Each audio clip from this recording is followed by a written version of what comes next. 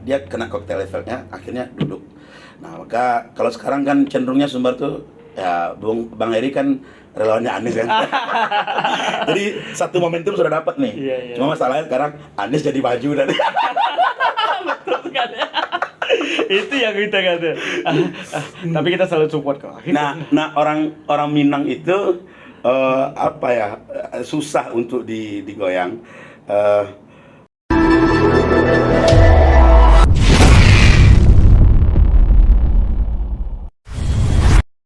Bismillahirrahmanirrahim. Assalamualaikum warahmatullahi wabarakatuh. Selamat datang di Heri Fadani Podcast.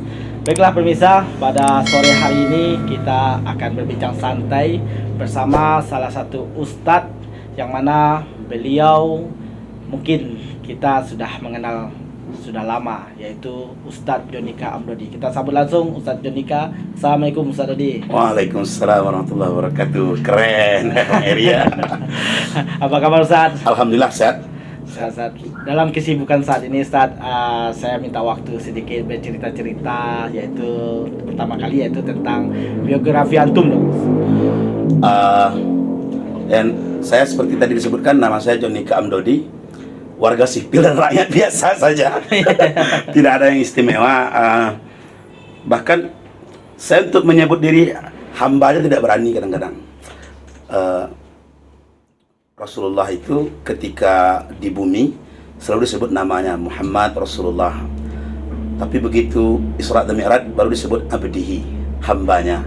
Jadi untuk menjadi seorang hamba pun perlu melewati level banyak. Jadi saya ya warga sipil rakyat biasa saja.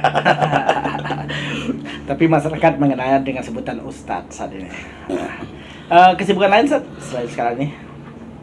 Bisnis 1-2 ada, kemudian ya sisanya banyak roadshow ke sekolah-sekolah, ke kampus, dan malamnya ngisi kajian di masjid dengan jamaah. Fokusnya di situ. Oh, fokus di situ ya Ustadz ya. Ustadz, kalau boleh tahu Ustadz kelahiran tahun berapa ya Ustadz? Saya 15 Januari 1982. Jadi tahun ini pas 40 tahun, tahun depan 41 tahun. Ya, masih muda ya. Udah tua. Masih kalau 40 masih lah. Orang bijak mengatakan hidup dimulai dari umur 40. Gitu ya. Jadi Ustadz, kalau kita logika saat ini kan kita akan bincang tentang anak muda nih Ustadz. Oke. Karena antum juga kita lihat masih wise lah untuk dalam bidang itu. Sekarang kan banyak polemik bahwasanya anak muda ini sekarang terjebak dalam dunia gadget atau apapun. Itu menurut Ustadz gimana Ustadz cara menghadapi itu ya? Pertama sebelum masuk ke cara menghadapinya, yang pertama dibangun itu kesadaran bahwa masa depan itu milik anak muda. Jadi bukan milik orang tua gitu. Kesadaran itu yang hari ini saya rasa di anak muda kita kurang disadari. Mereka lebih menikmati suasana kekinian.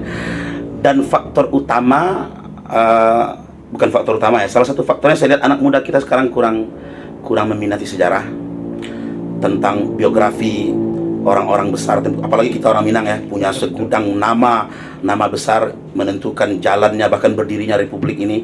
Jadi menurut saya anak-anak muda harus dikenalkan dulu dengan sejarah, jati diri mereka, dari mana mereka berasal, dan mereka punya contoh yang begitu banyak di masa lalu sebagai trigger untuk menghadapi masa depan mereka. Kenapa saya bilang begitu? Karena gini, ini menurut pandangan saya dalam konsep Islam itu, Al-Quran itu sepertiga itu isinya sejarah. Iya. Sepertiga isinya sejarah. Bahkan dalam Al-Quran ada satu surat namanya surat Al-Qasas, artinya kisah-kisah. Ada seorang ulama besar di Mesir namanya Syekh Abdurrahman Audah. Beliau pernah mengatakan, orang Islam yang tidak belajar sejarah sebenarnya dia kehilangan sepertiga dari tuntunan hidupnya. Masya Allah. Nah, problem anak-anak muda sekarang saya lihat gitu tuh. Mereka lebih suka menjadi generasi peniru apa yang ada. Yang penting orang suka, viral, rame, dibicarakan dimanapun. Mereka tidak peduli itu right or wrong, benar atau salah. Betul. Nah, seharusnya kan tidak seperti itu gitu. Jadi saya kira itu problem utama. Kemudian ya banyak problem lain, ada gadget, sistem pendidikan, dan banyak hal lah, mungkin kita bisa lebih elaborasi lebih banyak kan. Iya betul sekali. Jadi awal utama kita harus mengenal sejarah dahulu. Mengenalkan sejarah kepada generasi muda. Karena sejarah ini akan yang membawa kita kepada jalan yang baik, yang betul kan gitu. Iya. Gini, sejarah itu sebenarnya selalu berulang. Dari masa ke masa, abad ke abad, generasi ke generasi. Yang berbeda itu hanya tempat dan pelakunya saja. Nah, jadi siklus kehidupan manusia itu dari dulu, dari zaman Nabi Adam sampai sekarang ya itu saja. Saya sering katakan life is not about like or dislike, but life is about right or wrong. Kan itu aja.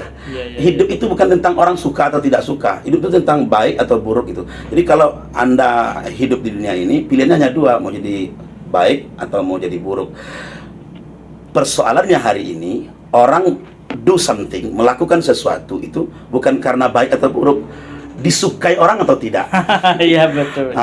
Banyak view-nya ini apa enggak. Nah, itu yang merusak generasi muda. Saya salah satunya menurut saya hari ini.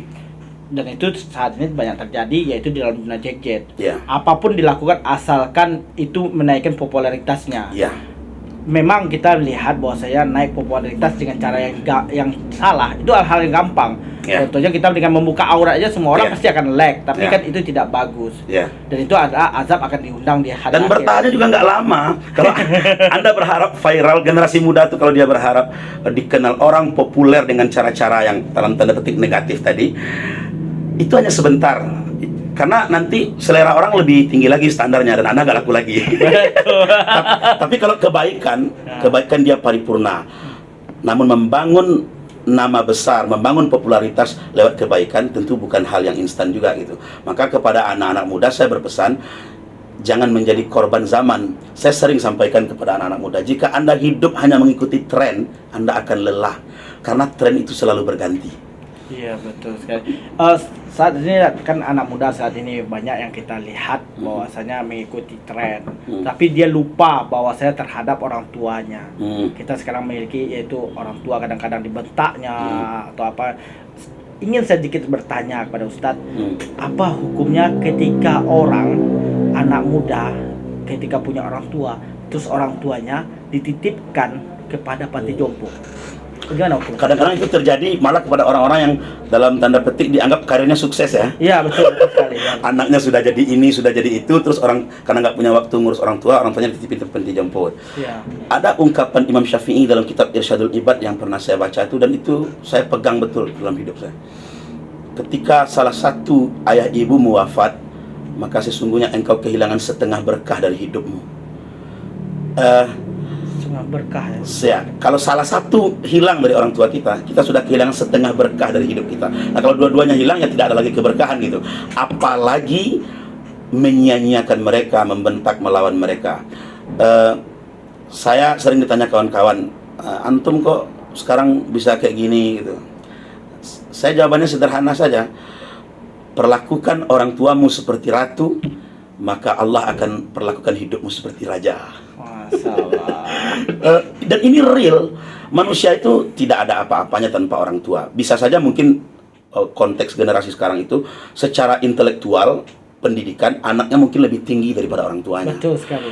Tetapi secara pengalaman hidup, kemudian belas kasih, anak itu sampai kapanpun tidak akan pernah bisa mengungguli orang tuanya. Maka kepada adik-adik generasi muda, selagi orang tuanya masih ada, saya berpesan, muliakan mereka semulia-mulianya. Kalau harus ada pilihan antara memuliakan orang tua dengan sesuatu yang lain, katakanlah itu karir, pasangan, dan segala macam, pastikan Anda dahulukan orang tua.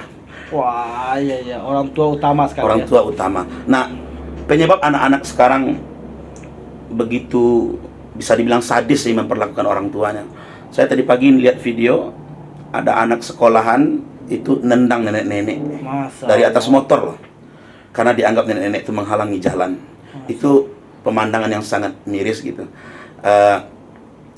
Pada akhirnya nanti kehidupan akan mengajarkan setiap orang yang punya sikap baik, hormat, santun, apalagi memuliakan orang tua, itu hidupnya akan lebih bagus dan lebih berkah. Ada di dalam Al-Quran itu ada 10 wasiat Allah kepada manusia. Salah satunya wabil walidaini ihsanan. berbuat baiklah kepada kedua ibu bapakmu. Kenapa tidak ada dalam Al-Quran kalimat jangan durhaka kepada orang tuamu? Itu nggak ada. Walaupun ada kalimat wala taqul lahuma uffin, jangan kamu katakan kepada orang tuamu, tapi kalimat jangan durhaka pada orang tua itu nggak ada dalam Al-Quran. Yang ada dalam Al-Quran itu berbuat baiklah kepada kedua ibu bapak. Ternyata menurut para ahli tafsir, kenapa yang ditekankan berbuat baik kepada orang tua, bukan jangan durhakanya? Karena tidak durhaka saja itu belum cukup. Oh, begitu ya. Jadi anak itu baru dianggap cukup dia sebagai seorang anak terhadap orang tuanya ketika dia sudah mampu melakukan yang terbaik. Misalkan ada orang bilang begini nih, saya di umur 40 tahun nih Ustaz, alhamdulillah belum pernah melawan orang tua. Loh, Anda belum melawan orang tua, itu belum cukup. Ya. Baru cukup kalau Anda lakukan yang terbaik dari batas maksimal yang Anda bisa. Ya. Nah, gitu. Berikan sepenuhnya. Apapun yang bisa dilakukan untuk orang tua.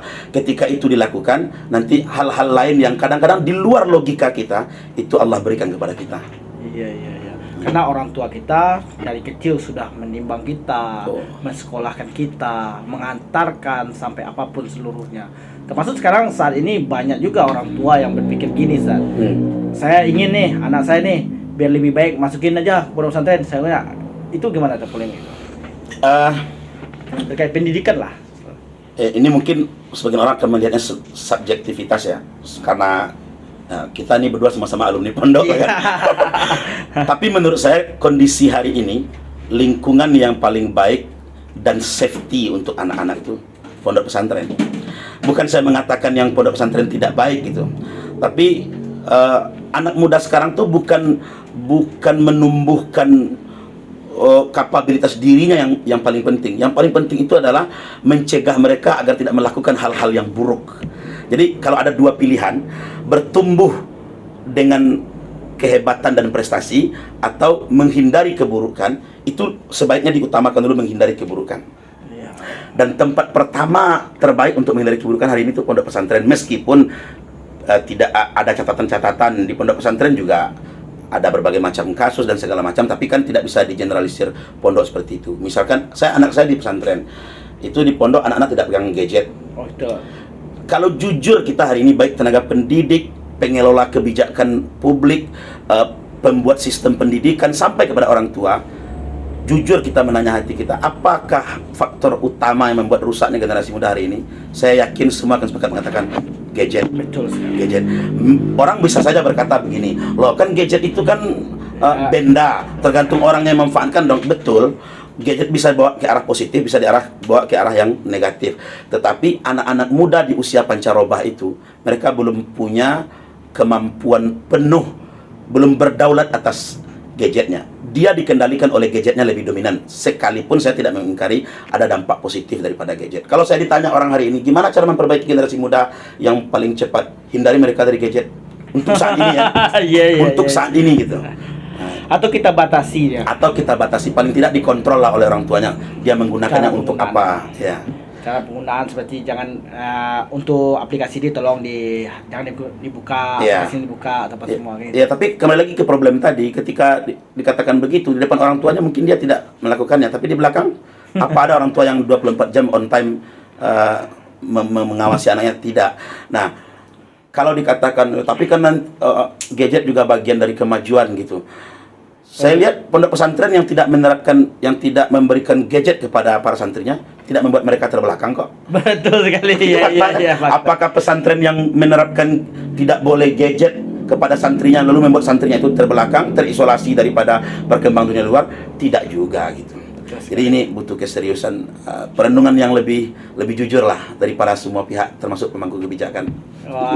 Jadi untuk anak muda juga saat ini ya kita karena kita dalam keadaan bahwasanya suasana saat ini ya banyaknya orang pengaruh terhadap gadget atau apa, untuk para politik saat ini ada nggak solusi ya Ustaz, kalau misalnya antum pengen menekankan kepada orang-orang politik lah. Nah, jadi kan yang mengambil kebijakan gitu kan itu. Ya, jadi kan gadget itu kan ruang yang bisa dimanfaatkan semua orang tuh. Ya. Ketika kita tidak bisa menghambat lajunya teknologi tersebut, maka yang bisa kita lakukan adalah ikut memberi warna di dalamnya. Termasuk salah satunya podcast Harry Fadraneldi. ini kan bagian kontribusi kita nih. Iya. Bagaimana ruang publik yang bernama sosial media itu, dia bisa menghadirkan positif, bisa menghadirkan yang negatif. Nah, sekarang tergantung kita nih. Kita mau ruang itu diisi oleh banyak yang negatif atau yang positif. Kalau kita sepakat mengatakan yang positif, ayo semua kita mulai isi ruang-ruang sosial media itu dengan hal-hal yang positif. Itu termasuk politisi. Menurut saya politisi yang keren zaman ini itu bukan lagi yang berpidato di mimbar. Tapi yang punya podcast seperti ini. Betul. Pertama, sasarannya lebih luas. Betul. Yang kedua, dia bisa dilihat oleh siapapun tanpa harus dibatasi. Kalau seorang politisi misalkan, nah ini bergeser sedikit temanya. Politisi Kak Bang Heri ini mau nyalek nih. Terus ngumpulkan orang di satu tempat. Pertama, yang datang itu bisa saja diajak. Yang kedua, bahkan lebih ekstrim tuh. Kalau nggak dibayar, nggak datang. Betul. Nah, butuh budget yang tinggi gitu. Terus, pendengarnya tidak bisa memberikan opini banyak, saya kira. Nah, dengan adanya sosial media, para politisi bisa menyampaikan ide, gagasan. Jadi di situ tarung pikiran gitu. Betul. Bukan lagi tarung uang gitu. Sehingga jalannya rotarinya pemerintahan ini jalan dengan mulus. Jalan dengan baik. Dan untuk para pemangku kebijakan, terutama para politisi, tentang ruang lingkup penggunaan gadget, khususnya bagi pelajar dan mahasiswa, ini memang harus direnungkan kembali untuk dibuatkan regulasinya. Tidak bisa kita hidup dengan zaman sebebas ini, lalu mengatakan setiap orang berdaulat atas dirinya, dia bertanggung jawab penuh atas apa yang dia lakukan. Kalau kita tidak punya filter, generasi kita berikan keluasan begitu. Orang ini punya kelemahan jiwa. Setiap orang tuh punya kelemahan jiwa di mana dia tidak punya kendali sepenuhnya atas apa yang ada di sekeliling dia gitu. Maka perlu diatur.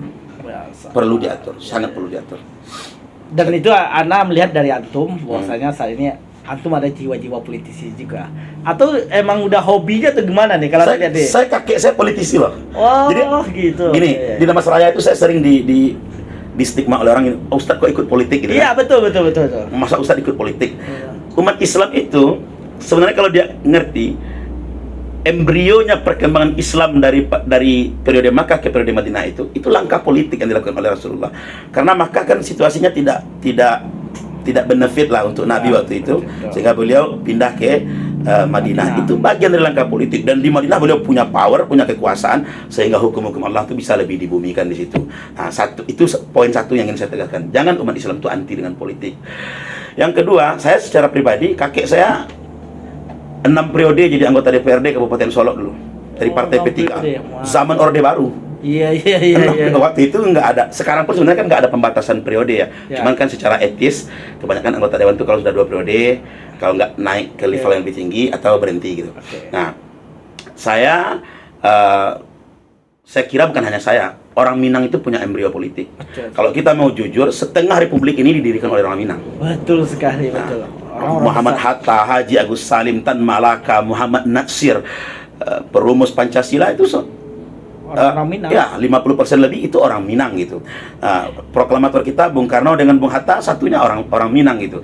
Wartawan pertama di Indonesia itu orang Minang, Rohana Kudus. Sosialis pertama yang orang banyak menginisiasi beliau dengan istilah komunis, tapi saya tidak mengatakan beliau komunis. Beliau itu menurut saya kaum sosialis. Tan Malaka itu juga orang Minang. Yang tadi saya bilang tuh, pentingnya generasi muda belajar sejarah. Kita punya pemikir-pemikir big thinker yang berpengaruh besar terhadap perjalanan republik ini. Maka tidak ada alasan bagi saya untuk antipati dengan politik. Meskipun secara praktis saya belum pernah terjun langsung. Iya. Tapi sebagai tim sukses pernah lah ya. Sering, bukan pernah, sering. Setiap kali kontestasi saya ikut. Saya niatkan diri saya untuk 2 hal itu. Pertama, mewakafkan diri ke tempat yang menurut saya waktu itu cocok dengan platform saya. Yang kedua, bagi saya, kita orang pesantren, tidak pernah belajar politik secara langsung, tidak pernah kuliah politik, maka itu saya jadikan ajang untuk belajar. Dan menikmati politik itu satu seni yang luar biasa. Dan itu pun ustadz-ustadz lain banyak menyampaikan kepada kita bahwa saja sayang anak-anak muda saat ini, termasuk ustadz-ustadz yang tidak terjun ke dalam dunia politik. Itu karena para politisi tidak menjelaskan tentang apa itu politik, bagaimana pentingnya peranan politik di tengah-tengah kehidupan. Orang mengeluh harga BBM naik, betul. Ya, orang mengeluh cabai mahal. langkanya gas dan segala macam. Mereka tidak sadar kesulitan hidup mereka itu dibuat oleh para politisi yang kalau didominasi oleh orang-orang baik, bisa saja kejadian itu tidak terjadi. Betul sekali. Nah, maka saya ambil quote dari seorang yang sebenarnya saya kagumilah di Indonesia itu ya. Saya tidak sebut namanya, nanti kesannya mengkampanyekan beliau gitu. Kalau Anda khawatir lapangan itu dikuasai oleh orang-orang jahat, maka orang-orang baik tidak boleh berdiri sebagai penonton. Paling tidak memberikan ide, memberikan pandangan. Tapi saya mengajak juga nih rekan-rekan para mubalik, para ustadz, setidaknya jangan buat umat Islam ini menjadi umat yang tertutup pikirannya dari kancah perpolitikan gitu. Karena banyak tuh ustadz-ustadz yang gitu, nggak usah politik itu kotor. Malah politik itu hanya sebuah produk pemikiran, dia tidak kotor. Yang kotor itu mungkin oknum-oknumnya, orang-orangnya gitu. Nah, kalau semua hal tentang politik oleh orang Islam diserahkan kepada orang lain, akhirnya kita diatur oleh mereka. Setelah itu kita protes. Betul sekali. Sehingga tidak sesuai lah. Dalam agama Islam mengatakan politik itu asiasah. Iya, asiasah. Bahkan dalam fikih Islam ada satu bab fikih namanya fikih siasah kan. Betul. Nah, yang orang banyak tidak tahu itu. Iya. Jadi orang tahunya tuh fikih ibadah, Iya. sholat, zakat, puasa, haji dan seterusnya gitu. Padahal juga ada fikih munakahah, soal pernikahan, ada fikih muamalah, pinjam meminjam, pegang gadai dan segala macam.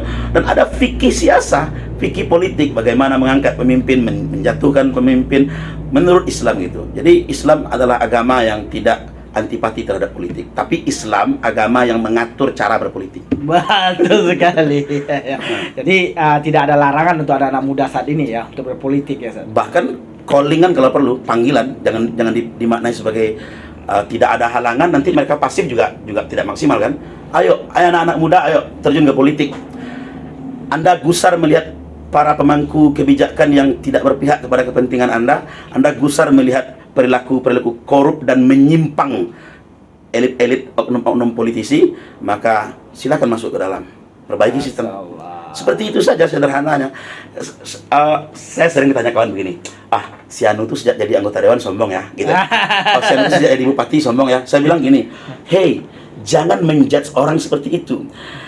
Kalau Anda di posisi dia, betul. Anda belum tentu mampu untuk berlaku tidak seperti itu, bahkan bisa jadi lebih parah.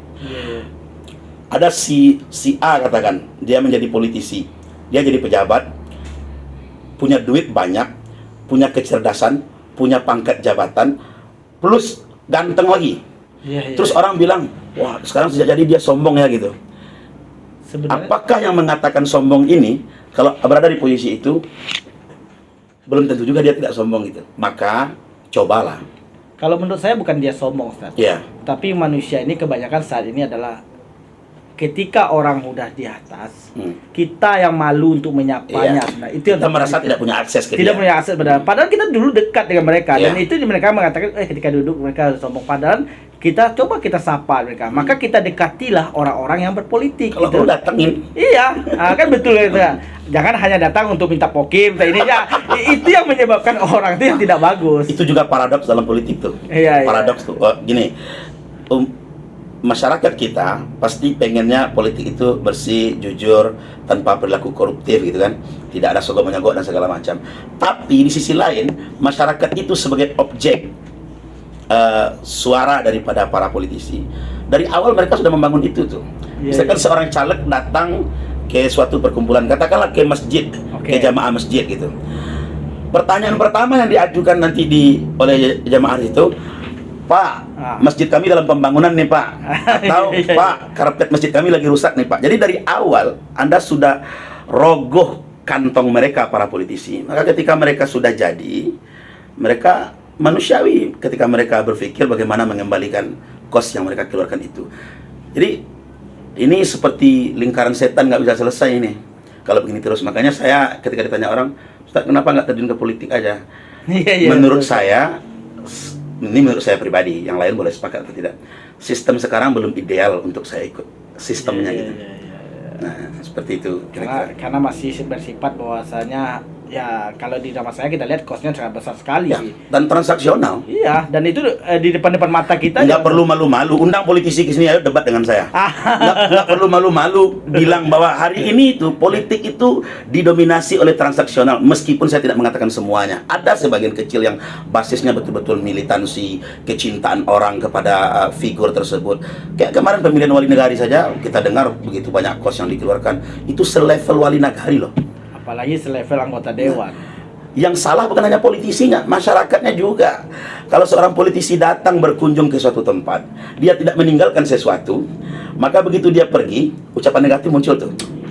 Kalau orang Minang tuh bilang, lo kan dipilih itunya. Nggak ada cialah gitu. Jadi Anda datang, Anda berharap politisi itu datang bukan membawa gagasan dan ide, tapi membawa sesuatu yang bersifat materi untuk Anda. Maka ketika mereka jadi, mereka akan ambil lagi. Betul sekali. Itu yang harus kita rubah. Itu harus kita rubah. Jadi masyarakat juga harus berperan aktif. Ketika seorang politisi datang ke tempat kita, tanyakan, you mau ngapain? Kalau nanti jadi mau seperti apa? Dan kami titip nih kontrak komitmen kalau perlu. Betul sekali tuh, perlu tuh. Ya, jadi jangan datang bawa apa. Nanti mereka setelah jadi juga ngambil apa. Iya, itu ya. Ya harus memalikin dulu yang dulu dong gitu. Iya. Ini obrolan kita udah kemana-mana ya. Tapi nggak apa-apa. Tapi ini kita mengisi bahwasanya Anda melihat antum karena faktor dari segi politik antum juga agak paham. Itu makanya gitu kan. Kalau dilihat saat ini kan bahwasanya ya, kalau ada orang yang meminta antum menjadi anggota dewan gimana Ustaz? Untuk saat ini belum. Tolak ya? Tolak, pasti saya tolak. Karena begini, ada dua hal yang saya sering melakukan perenungan soal itu tuh. Iya. Kan ada hadis mengatakan man ra'a minkum mungkaran falyughayyirhu biyadihi. Siapa yang melihat kemungkaran cegah dengan tangan. Itu sepakat semua ulama hadis mengatakan tangan itu maksudnya power, kekuasaan. Jadi untuk menghentikan suatu kemungkaran kita butuh power. Saya yakin tanda tangan seorang bupati, gubernur atau perda yang dibuat oleh anggota dewan itu jauh lebih efektif daripada teriakan seorang ustadz di mimbar. Betul. Di dalam masalah aja saya kasih contoh deh. Ustadz tuh teriak bilang, ayo berzakat, belum tentu orang mau bayar zakat. Tapi ketika seorang bupati mengeluarkan perbub, semua pegawai negeri potong 2,5%, langsung jalan tuh. Betul, itu satu bukti bahwa kekuasaan itu penting, tergantung untuk apa dia digunakan. Nah, saya sering melakukan perenungan gitu. Saya terjun nggak ya ke politik itu? Nah, ada dua faktor yang membuat saya belum berani terjun. Pertama, sistem yang mengharuskan orang bertarung itu suara terbanyak tapi tidak dengan resources, dengan sumber daya yang sama gitu. Tidak mungkin dapat yang terbaik begitu. Nah, kita kan demokrasi suara terbanyak kan yang jadi kan dalam logika, filsafat logika itu tidak jaminan yang banyak itu pasti lebih benar. Betul ya kan? Tapi mau tidak mau kita terima itu sebagai sebuah sistem hari ini, faktanya begitu kan. Jadi saya tidak mau orang berpikir bahwa yang banyak suaranya itu pasti lebih baik. Itu hal yang mesti yang membuat saya belum tertarik untuk terjun. Yang kedua, saya meyakini sebagai seorang pribadi saya belum cukup stabil untuk itu. Gitu. Manusia itu setiap akses yang naik itu ada potensi sombong di dalamnya. Tadinya punya motor, habis itu punya mobil, itu kalau tidak hati-hati bisa sombong. Tadinya punya mobil satu, mobilnya lebih mahal lagi atau jadi dua, itu lebih sombong lagi. Nah, itu naturalnya manusia itu begitu. Manusia yang punya akses naik itu diwadahi oleh jiwa yang lemah, potensinya bisa sombong. Dan saya khawatir saya belum bisa melewati itu. Itu. Jadi lebih sadar diri saya. Memikir yang bagus. Tapi kapan lagi, Ustaz? Kan itu kan pertanyaan masyarakat, kapan lagi kalau kita tidak mencoba? Setidaknya ketika saya yakin bahwa kalau saya berada di ruang politik praktis secara langsung, saya tidak memikirkan lagi yang di rumah. Masalah. Gitu. Jadi basis ekonomi. Menurut saya politisi dengan sistem yang ada sekarang ya, politisi itu mesti punya basis ekonomi yang jelas. Jangan dia pergi kerja atas nama rakyat, memperjuangkan pikiran dan suara dari masyarakat, tapi ketika sampai di sana dia memikirkan kehidupan pribadinya gitu. Jadi dia mesti matang dulu secara ekonomi dengan sistem yang sekarang, kecuali sistemnya diganti. Kalau saya suka ya dengan pemikiran-pemikiran kawan-kawan yang saat ini sedang berjuang di MK untuk merubah sistem politik kita. Negara harus turun tangan membiayai politik gitu. Jadi misalkan, jadi setiap caleg, katakanlah caleg atau kepala daerah lah, misalkan 2 orang calon bupati si A dengan si B, itu ya sudah dibiayai oleh negara. alat peraganya, balihonya dibiayai oleh negara, kampanye difasilitasi oleh negara, sehingga yang bertarung itu betul-betul ide. Kalau mereka melakukan kampanye di luar itu, di luar yang dibiayai negara, di luar yang ditetapkan jadwalnya oleh penyelenggara dalam hal ini KPU, mereka diskualifikasi saja. Sehingga semua orang punya hak yang sama. Si miskin dengan si kaya sama-sama bisa bertarung, karena tidak bicara tentang isi kantong, tapi bicara tentang isi kepala. Hari ini kita kuliah bertahun-tahun, berdiskusi politik hari-hari, berbicara ide dan gagasan, kemudian berhadapan di ranah politik dengan orang yang bertahun-tahun berjibaku di kebun, lalu dia punya duit banyak, KO Anda. Iya, betul sekali. Itu realitas politik. Betul sekali. Oke, Sat, minum dulu, Sat. Minum dulu. Oke. Kita santai ya. Ya. Ini belum ada sponsor, Sat. Nanti kita cari sponsor. Untuk pemirsa Heri Fadranel di podcast, ini boleh difikirkan ini. Channel sebagus ini mesti ada yang support. Bismillah.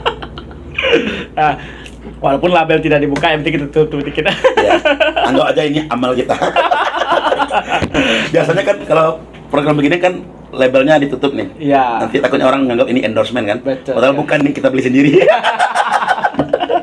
Itulah yang terjadi saat ini. Yang penting kita memberikan informasi kepada masyarakat. Itu yang pertama kali gagasan saya ketika membuka Heri Fadranel podcast ini. Ya, karena Ustadz pertama kali banyak orang-orang yang hebat yang di Damasraya ini, dia bercerita di Lapau, tapi tidak terkonfirmasi ke masyarakat.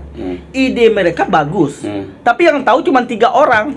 Itu yang masalah. Maka saya buka lah ini. Ya. Tujuan awalnya. Seperti yang tadi saya bilang itu, politisi itu menurut saya punya platform begini bagus. Setidaknya dia mewariskan, punya heritage, punya warisan kepada generasi berikutnya. Kalau Anda ingin mencoba menyumbang pikiran di ranah publik, ayo Anda go publik dulu lah. Seperti yang hari ini terjadi kan.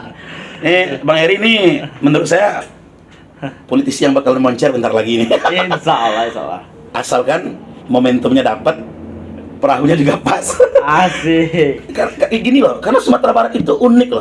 Sumatera Barat itu menurut saya salah satu provinsi yang susah digoyang oleh politisi. Kita belajar 2019, itu sejarah Dharmasraya itu punya wakil terbanyak di provinsi. Betul. Kita dapat 4 orang waktu itu. Dan saya tahu itu kotel efek dari pilpres itu kebanyakan. Bahkan ada 1 orang caleg, saya ngobrol dengan beliau, nggak punya keyakinan sedikit pun pasti menang. Tapi karena partai meminta untuk maju, beliau maju. Nah, dapatnya nomor 2 waktu itu. Iya. Orang di Sumbar waktu itu Prabowo. Prabowo di nomor 2 gitu kan. Maka dia kena kotel efeknya, akhirnya duduk. Nah, maka kalau sekarang kan cenderungnya Sumbar tuh, ya Bang Heri kan relawannya Anies kan. Jadi satu momentum sudah dapat nih. Iya. Cuma masalahnya sekarang Anies jadi maju dan Betul sekali. Itu yang kita kata. Tapi kita selalu support kok. nah orang Minang itu susah untuk digoyang. Kayak kemarin itu 2019 itu menurut saya brutal itu. Betul. Keadaannya gitu loh. Persentase Pak Jokowi kan sangat minim di Sumbar gitu kan. Nah, kalau ini ditangkap oleh politisi-politisi sekarang, jujur sajalah di Sumbar itu sekarang rata-rata orang mengidolakan Anies. Betul sekali. Politisi yang punya afiliasi nanti ke Anies itu akan lebih diuntungkan gitu. Nah, makanya saya juga sering bilang sama kawan-kawan, politik nggak boleh baper, nggak boleh bawa ke perasaan gitu. Dulu kayak Nasdem itu kan, Nasdem itu dulu dicaci maki itu, partai penista agama gitu. Tapi sekarang diagung-agungkan oleh orang yang dulu mencaci maki gitu. Nah, jadi politik itu ya dinamis saja, tidak usah bawa perasaan, apalagi sampai bawa keluarga. Santai saja. Sama kayak Pak Jokowi dulu maju presiden kan dari gubernur DKI, orang bilang wah tidak amanah, belum selesai gubernur sudah melompat ke presiden. Tapi ketika hal yang sama terjadi dengan Buya Mayildi kemarin, gimana? Buya Mayildi juga berjanji kan waktu pilkada Kota Padang, saya akan selesaikan ini sampai selesai. Tapi faktanya baru 1 tahun berjalan, beliau maju ke gubernur. Orang yang dulunya menghina, mencaci maki Pak Jokowi dengan keputusan yang begitu, justru kesulitan untuk menjelaskan ketika hal yang sama terjadi pada orang yang diidolakannya. Menurut saya generasi muda sekarang jangan berpolitik dengan doktrin. belajar berpolitik itu objektif, pandang segala sesuatu itu dengan pikiran yang jernih, lihat berbagai situasi, sehingga Anda tidak perlu memasukkan politik ke perasaan. Masalah. Apalagi ini di kampung. Iya. Nah, sampai nggak bertegur sapa tuh. Antara tetangga cik kedua ada. Kalau cuma tetangga masih lumayan, kakak adik. Kakak adik nggak tegur sapa, cuma karena beda pilihan. Wah, saya punya quote bagus tuh dari Buya Syafi'i Ma'arif. Saya pernah silaturahmi dengan beliau ke Jogja. Beliau bilang begini, kalau Anda tidak siap berbeda dengan orang lain, dunia bukan tempat yang cocok untukmu. Masalah. Karena dunia ini kan tempat perbedaan kan. Betul. Kalau kita saja produk perbedaan, kita ada karena ayah dan ibu kita beda. Betul. Adam dan Hawa tuh, bukan Adam dan Asep. Jadi saat ini kan banyaknya sekarang anak-anak muda, boleh sedikit berikan statement lah sebelum kita akhiri nih. Untuk anak-anak muda, Ya. pertama, lihat orang tua itu sebagai way of life, jalan hidup. Jadi nggak usah mikir karir dulu gitu. Urusan pertama seorang anak tuh muliakan orang tua sungguh-sungguh. Yang kedua,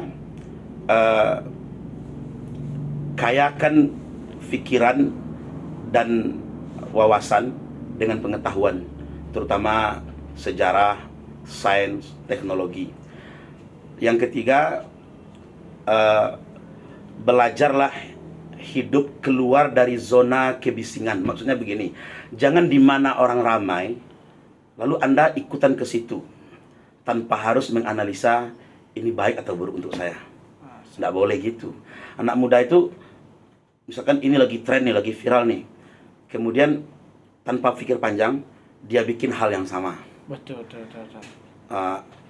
Tanpa memikirkan dampaknya. Tidak seperti itu. Nanti di usia yang tidak lagi muda, paling tidak ketika sudah berkeluarga, Anda akan mengerti bahwa hal seperti itu tidak baik untuk masa depan. Dan terakhir, bagaimanapun pada akhirnya kita ini dari tanah, diciptakan dari tanah, hidup di atas tanah, berjalan sehari-hari di atas tanah, makan dari hasil tanah, dan pada akhirnya akan kembali menjadi cacing tanah, menjadi sarapan cacing tanah. Oleh karena itu, jangan lupakan Allah, jangan lupakan Tuhan. Kita ini hamba, kita ini makhluk bukan khalik, kita ini diatur bukan pengatur. Pada akhirnya, sehebat apapun, sespektakuler apapun prestasi kita dalam hidup, kita akan kembali kepada pencipta kita, dan itulah pertanggungjawaban yang sesungguhnya. Masalah. Betul sekali. Jadi bukan sebesar apa karir kita. Banyak orang berpikir bagaimana cara hidup sukses, tapi sedikit orang yang mau berpikir bagaimana caranya mati sukses. Masalah, betul sekali. Kalau hidup sukses itu gampang. Ya. Semua yang orang di jalan dunia ini sukses. Ya. Tapi untuk mati sukses memang sulit Nah, sekali. ini pilihan orang nih. Maka mati sukses harus menjadi hamba. Saya kira itu. Sekarang untuk pemuda sudah. Pesan untuk saya sendiri. Ketika saya insya Allah kalau menjadi anggota Dewan 2024. Yang pertama, masyarakat itu memberikan suaranya agar mereka didengar. Jadi jangan jadikan masyarakat hanya komoditi. Dan itu yang politisi banyak lupa. Ketika dia sudah jadi, dia anggap itu kerja keras dia. Padahal tanpa suara masyarakat dia tidak duduk di situ. Yang kedua, ingatlah keluarga di rumah yang akan menanggung malu jika Anda melakukan hal-hal negatif. Tidak sedikit orang dengan jumawa dan bangga berhasil meraih posisi tertentu, tapi pada akhirnya keluar dari gedung KPK pakai jaket berwarna oranye. Anaknya tidak sanggup pergi ke sekolah, istrinya tak mampu belanja ke pasar, ibunya yang melahirkan tidak sanggup keluar rumah karena wajah anaknya, wajah suaminya, wajah ayahnya keluar di media sebagai pelaku kejahatan. Kalau politisi menyadari hal ini, mereka akan on the track gitu. Dan jangan jadikan jabatan sebagai tempat untuk memperkaya diri dalam konteks materi. Memperkaya diri dalam konteks wawasan ya silakan saja. Sejarah sudah membuktikan Fir'aun yang paling berkuasa pun pada akhirnya pensiun kok, atau paling tidak dipensiunkan oleh Tuhan. Maka kalau berkuasa jangan sombong, kalau tidak berkuasa juga jangan bersedih hati. Saya kira itu saja. Oke, baiklah pemirsa, pada siang hari ini inilah percakapan berbincang santai bersama Ustadz Dodi, yang mana saya merangkum seluruhnya, menyatakan bahwasanya Ustadz Dodi ini salah satu pemerhati dalam bidang politik juga, karena beliau sering mengikuti yaitu sebagai tim sukses dalam pilkada. Wakil kalam, assalamualaikum warahmatullahi wabarakatuh.